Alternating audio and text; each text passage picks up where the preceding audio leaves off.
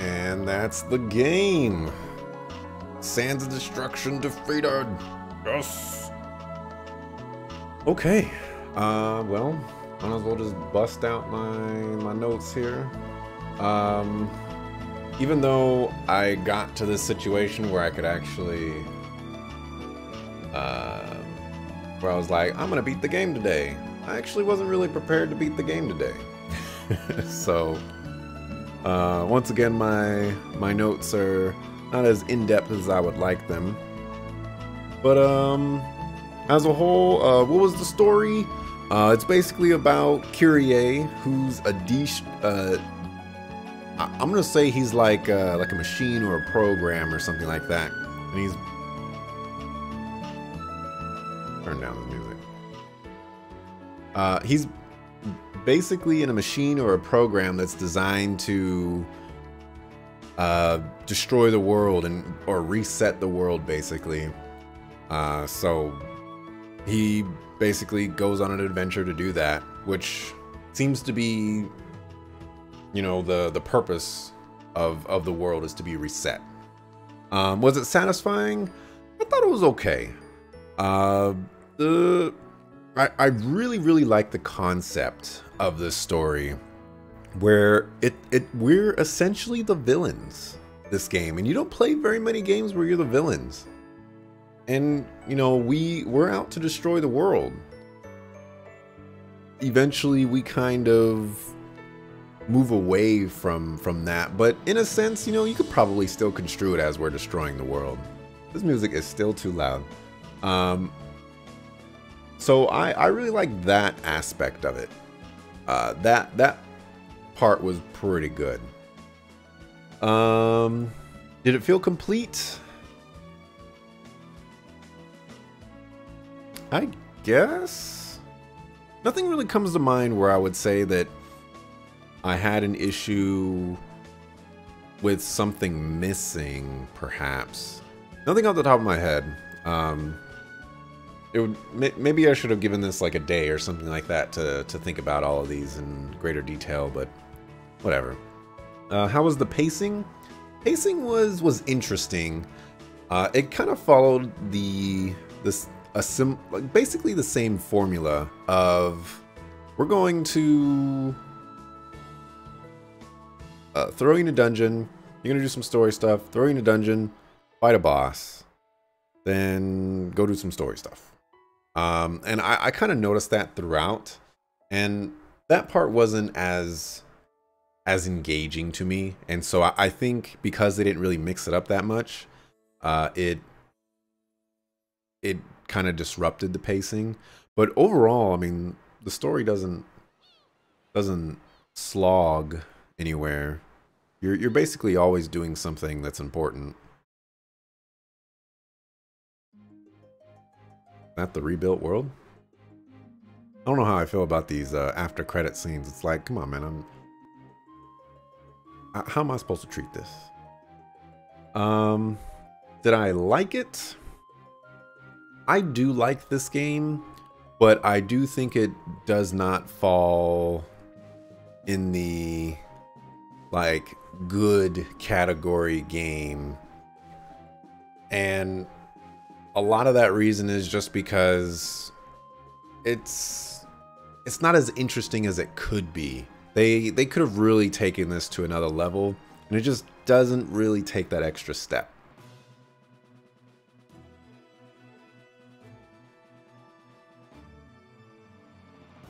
Okay, doesn't look like he's gonna talk. What gameplay mechanics stand out? I really like that you can skip cutscenes in this game. Or like dialogue and things like that. That's something that's not really done very often. And I also like the customization options of what you can do to your abilities. It's really awesome. And you know, this might be in the realm of overpowered, but it's really awesome that you can just chain together your flurry attacks and basically just do tons and tons of damage with them. I kind of wish they balanced around that a little bit more and maybe expanded that out to other attacks. But overall, I mean, it was a really cool mechanic, and I really liked it a lot. For the combat, I really like the twist on the turn-based system. It's a turn-based combat, but instead of just pressing A and getting your one attack or your one spell off, you can kind of like differentiate how you're going to attack, and those attacks have 3 different tiers for the basic attacks, and then you have magic attacks where you have 3 different magic attacks, then you have 3 different healing spells, and then you have items on top of that. And it adds a lot of diversity and complexity that you can have, especially if you're going for very specific outcomes like launching an enemy or knocking an enemy down, for example. There's a lot of really cool things that you can actually do in this combat, and I appreciate the level of detail that went into it. Annoying dungeons. Such as dungeons inflated by length or by backtracking. That would be the final dungeon. That dungeon does not deserve to be that long. It was frustrating to, like, first...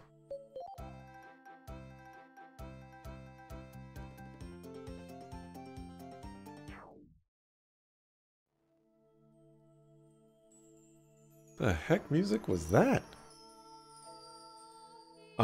It was frustrating to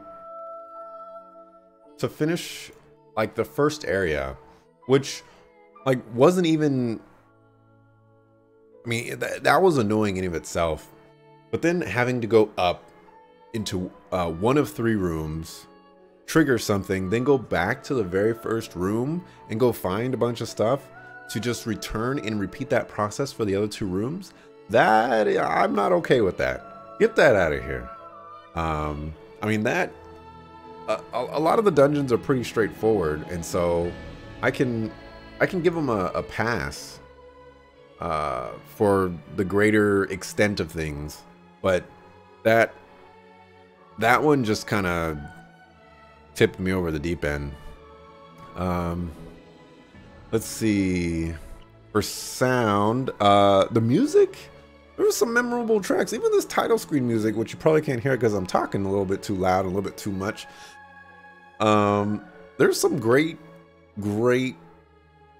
music in this game. Some of it, I've been jamming out to. I mean, you could hear me. I didn't think the voice acting was spectacular, but I didn't think it was awful. So there's that. I wish there was more of it, but it's a DS game, so there's only so much you could do with that. I'm gonna skip over the graphics. I think the visuals were fine, but again, this is an emulator, so I cannot really judge harshly on what I see or any like artifacting or things like that, because it's not the actual game that I'm playing in most respects. Does it have replay value? Probably not. Probably not.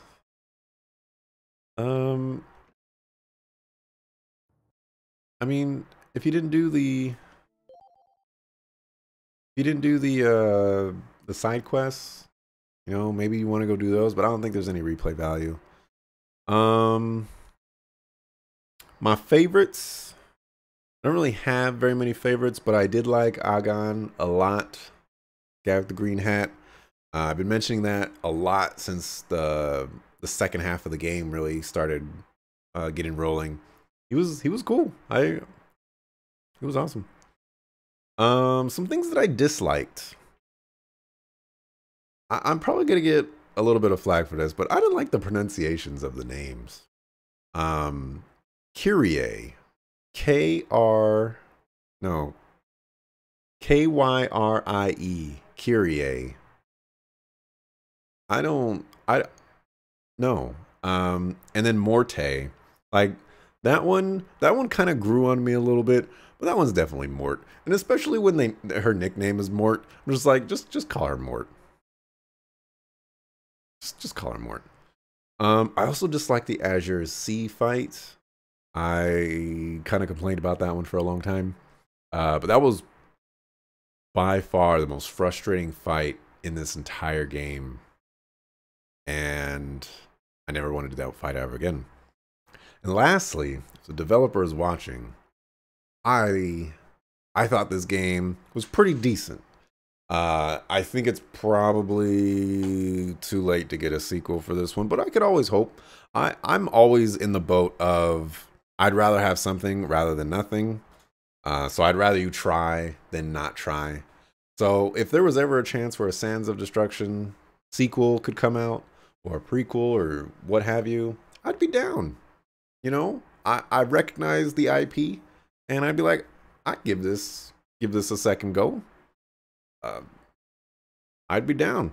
I think the combat system is definitely the shining portion of this game, and I think there might be room for innovation there as well. So I would love to see other developers iterate on it if possible. I think there's a possibility there. And to wrap up, that's going to be it for Sands of Destruction.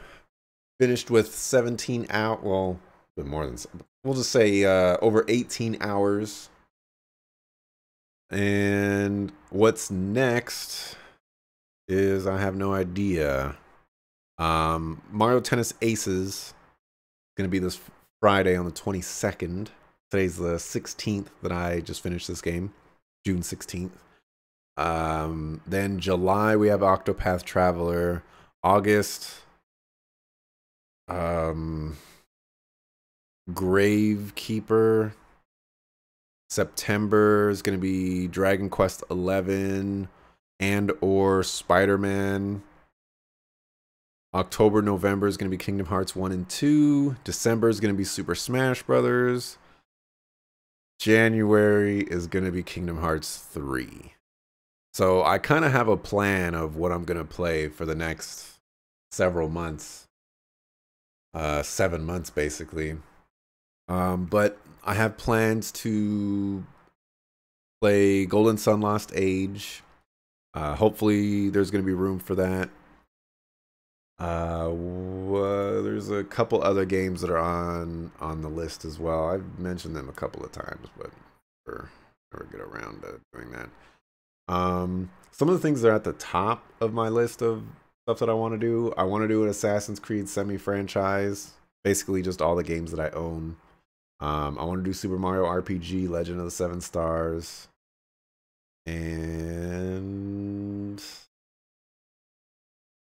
those are probably the ones that are at the top of my list that aren't really scheduled yet.